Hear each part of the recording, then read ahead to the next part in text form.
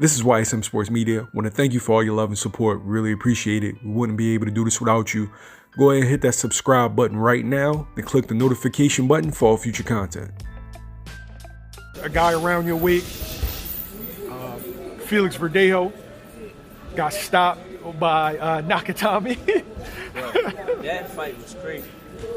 And if you want me to be honest, I thought he was going to knock that dude out, bro. Because he was murdering him. Yeah. He was murdering him. But then that jab didn't even look like it was a hard jab, bro. When he hit him and he fell back to the rope, I'm like, Yo, he fell back like Fred Sanford. Like, yeah, that was crazy, though. I ain't gonna lie, that fight was crazy. And that could potentially get fight of the year. And it happened at the right time. December, it's the last month of the year, so really nobody don't really remember them other fights, to be honest. They focus on what just happened. What mistake did Verdejo make? Once you see a guy that's ready to go, you got to get him out of there. Because if you let a guy stay for too long, after you done already dropped him, and like the same thing that happened to Rashiem Jefferson, he dropped the kid twice in one round and ended up losing on the scorecard. Yeah. I feel like if you drop a guy twice, he gotta go. He gotta go. There's no ifs, ands, or buts. He gotta go. So that's when you immediately step on the gas, like. You gotta go. You gotta get him. Because you can't let a guy survive. Because if he do survive, you never know what's gonna happen. It's like what happened. The guy survived, and you see how you turn the tables around. I think Nakatini, he broke his orbital bone in the fight. No stereotyping. Them Asian dudes be tough, bro. I don't want nobody to think I'm racist or none of that, but I just don't know a different way to say it. But they be real tough. They be real tough. Have you ever fought one in amateur? Nah, I never fought one, but I see him fight all the time. Yeah. Just like Inuoe, he's an animal. Yeah, he is. All them dudes be monsters. They tough. The funny thing about Nakatini is Teofimo Lopez caught a lot of slack for looking bad against Nakatini, but now we saw what he did to Felix, so now it's like, I see why he looked bad. So, do you think Verdejo's, like, what's next for Verdejo? Do you think he's done? Do you think he can bounce back? What? No.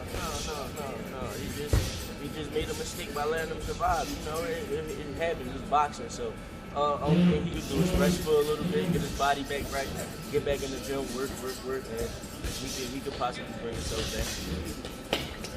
back. Now, who do you want to see Nakatini fight next? He should fight one of the top 10 dudes, I guess. Try to get him back in the race for that world title.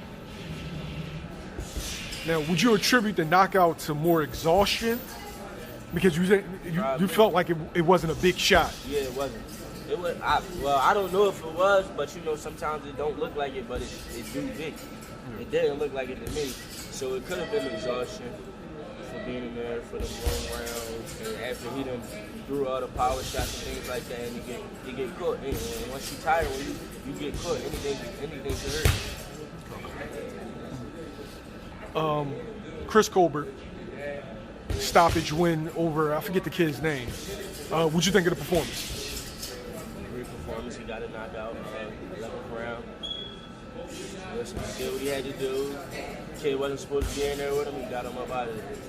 And for everybody that says I'm hating on Chris Colbert, this is a message to everybody, and this is a message to Chris Colbert because he's letting the fans put things in his head. I never hated on nobody in my life, ever. I call things how I see it. Never said he wasn't good. Great fighter, but I'm not big on him. And listen, however you take it, that's just how you want to take it. Great fighter, great performance. Congratulations to you. But I'm just not a big fan of something like that. You're a great fighter. I don't know anything about that. Do you feel like fans and people sometimes get criticism misconstrued with hate? Yep, and especially the dudes that never even put on a pair of gloves. The ones that never put on a pair of gloves have the most to say about boxers, and they never put on a pair of gloves. So I just want to, I just be thinking, bro, you can't speak on something that you never did before, ever.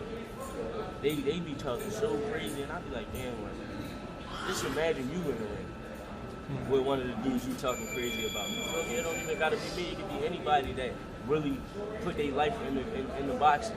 You feel me? They don't talk these fighters and never ever been a fighter in their life. That's a badass. That's